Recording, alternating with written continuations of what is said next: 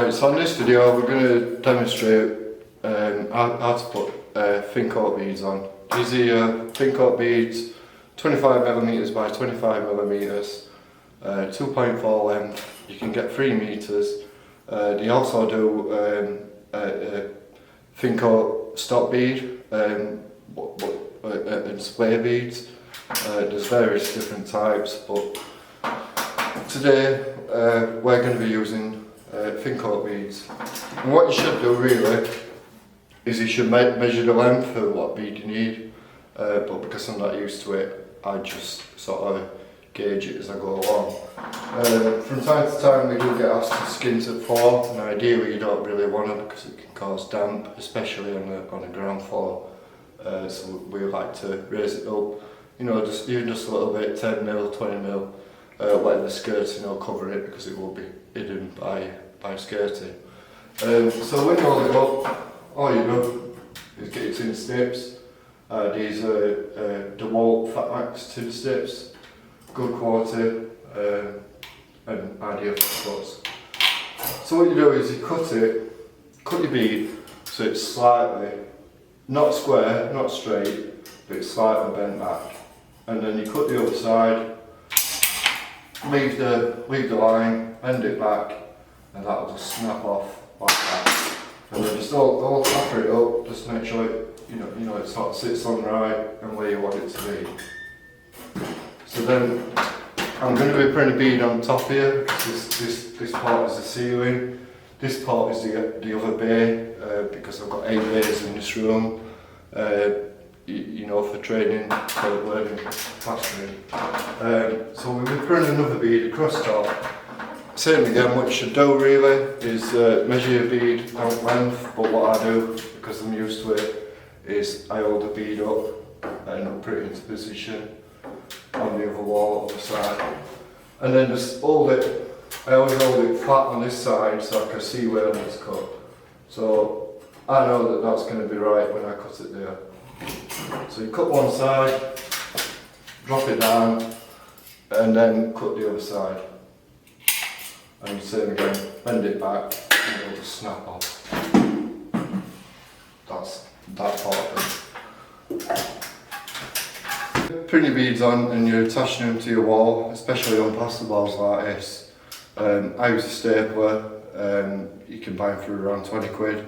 This is a Stanley. Aluminium, it's quite good. If you have to get when I have my tools, I have my wet tools and my dry tools.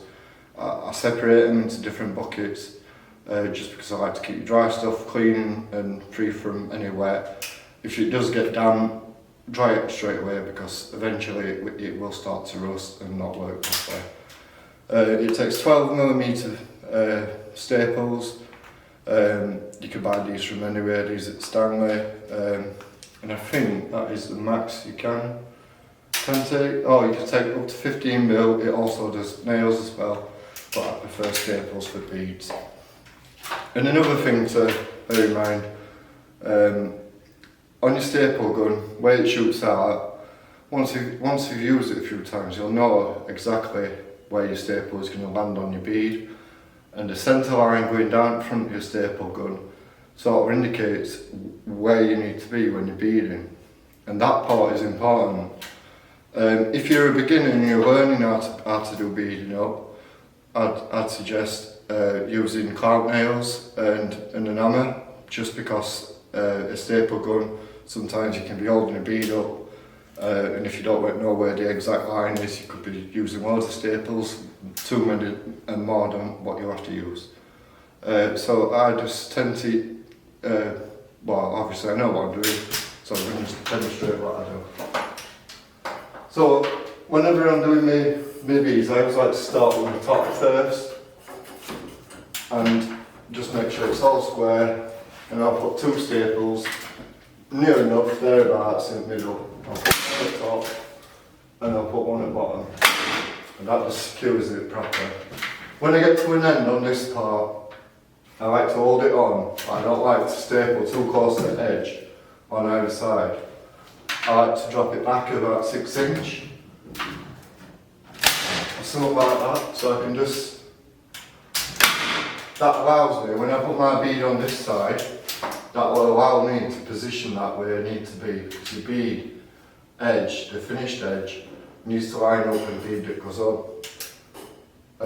going vertically. So when I put that on, I'll line it up so it's all neat and it's all tidy, and I'll put, same again, about 4 to 6 inch away, put a staple in there, put another one at each end for the middle, and same again, not too close, but just far enough away. And that's what you want, is that bead wants to be straight all the way down, meet up with this part, and then straight down all the way to the bottom. So what I'm going to do is turn the camera around, and I'm going to go to the far end and staple that side on. Same again, just make sure the bead goes in. Same again, 6 inch away from the edge, and probably put one in again. And I will line my beads as well. I always like to check to make sure it's straight, and also it needs to be straight that way, and it needs to be straight and level that way. So I'll just check it out and make sure that it's all alright. And just put enough in, but you don't need loads, you only need on a 2.4 length bead, which is not far off 2.4 as it is. You'll probably need 6 to 8 staples at most. You don't really need any more than that. But if you want it to be more sturdy, then you can put more in obviously, but the plaster will do the rest anyway. You just want to make sure that it's quite stable and up here so it's not going to move about all over. Well, as you can see, that's not going anywhere, and that's the way I like to do it.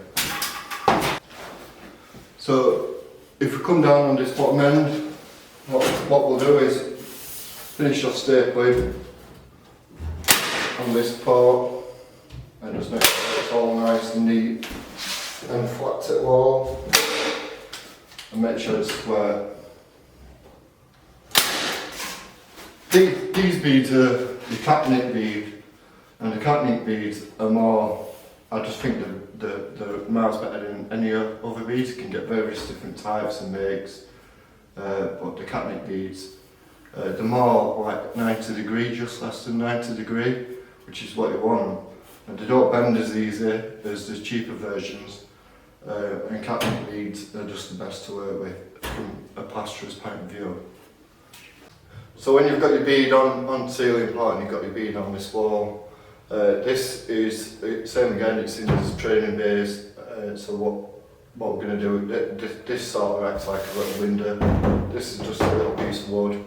You've got your reveals going all the way around, and you've got your plasterboard edges, what all need beading up all the way around. So what I like to do is personal preference on whether you prefer to do it this way, but I always like to do my tops and then my bottoms and then put my sides on. But I cut them all in one, and usually I don't use a tape measure to do it. It just makes it easier to show you and demonstrate what I do. So measure the length of your bead, hold it on top of your bead, take your measurement, write it down if you need to, and I'll get the tin snips and start again on that part. So put your tape measure on top part, just remember what your measurement is, and cut one side, turn the bead around slightly, and cut the other side, bend it back, there you go. And that, just double check it fits. If it's like a glove, then it's bang on here. So what I do is I stand my bead up that way for my top, so that I know that bead is going in that spot. And the offcut part on the full bead, what you can do is just snip them edges at a square. You don't want them square because it protrudes against the edge of the plasterboard and it gets in the way, it's a bit of a nightmare. So this is another way of doing it, where you put your bead on, hold it onto that part, up, put your tin snips up, offer the bead up, and cut one edge, and cut the other, and then just snap it off as easy as that. Same again, do it out square. So then that bead, check where it fits, which it does. I like to, if I'm not ready to bead it up and I'm just doing all my cuts, because usually if I'm in a full house, I like to just go everywhere, scrim everything up, put all my tape on, all the way through the house, top to bottom. It could be an house, could be an office, it could be a massive workshop, it's just the way I like to do stuff. But I like to get all my scrims on and then cut all my beads all the way around, and it just saves picking a tool up again when you don't need it. So you could just do all your cuts all in one, and then that's it, you're done with it. So when you've cut your top and bottom, so I know my top's here, I know my bottom's here, just measure your sides, and what I do is cut them just that little bit shorter than what they need to be, but not too much. You're only talking a couple of millimetres. Turn your bead round so you've got your fresh cut end. Actually, I'm going to measure that again because I've forgot. So 780. So measure that all the way down. Make sure you don't cut through your tape measure. I've seen that happen a few times. And that just slipped off of there. And just hold it on. And then cut where you need to be. Same again, cut one side and cut the other. And then the off cut, save it for the other window when you need it, if you're doing beads all the way around. But that's another thing, when you're doing all cuts all the way through building, you can take the off cuts and use them for the next part, and you just carry them through all the way through the building, or house or whatever you're doing, and then they're out of the way. You won't need any more beads, you're not going to trip over them, you're not going to knock them over and cause hazards. So when I've done that, I'll stand it up against that side, and there's another way of cutting these beads. I know it's a bit of a guess, but I sort of estimate the length of the part I'm beading, and I'll cut the bead where I think it needs to be, but just a little bit more. So you do get a little bit more waves, but at the end of the day, a lot of these beads, there's always going to be waste. But I know that the offcut is going to be big enough to do this side or any other side. If I was short on beads and I didn't have enough, then I'd just make sure I measure it anyway, which I should do, and I shouldn't have shown you that, but it just saves.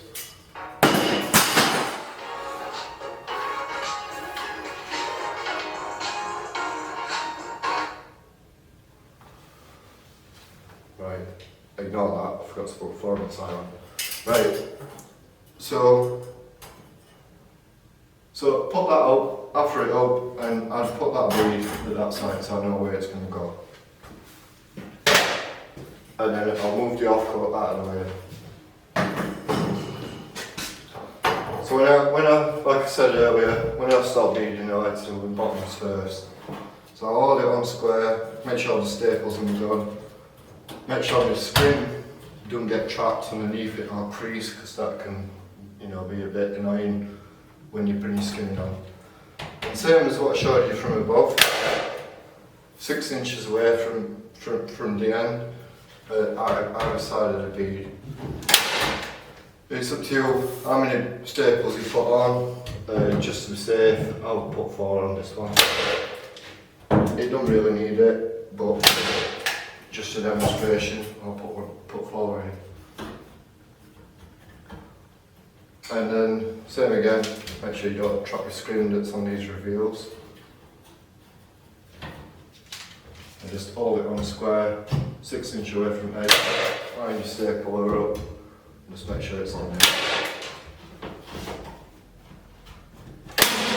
And just make sure your fingers on it there,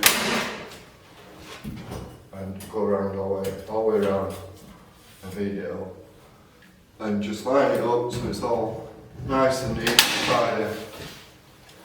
Same on bottom end, just make sure the line going all the way across is in line with that, and that one is in line with bottom.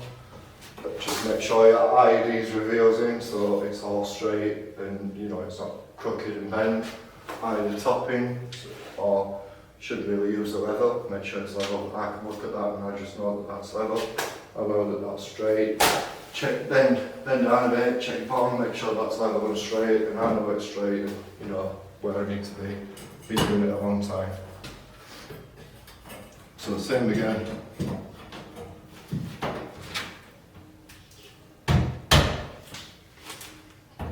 Put this bead on. Watch your fingers and eyes and just make sure you know what you're doing with it. And on this bead I'm going to put 4 staples in, just to hold it right where I need it. Now purposely I've done this so that you can sort of see that it's like slightly step back to where it needs to be. And what's happening is the staples are here that are holding that on the down here, so I can position that bead right where it needs to be. And if I want to make it a bit more secure, I'll just come a little bit closer, but not too close to angle. I'll just bang that in here. Same on that side, bang that in. Just make sure it's all flat.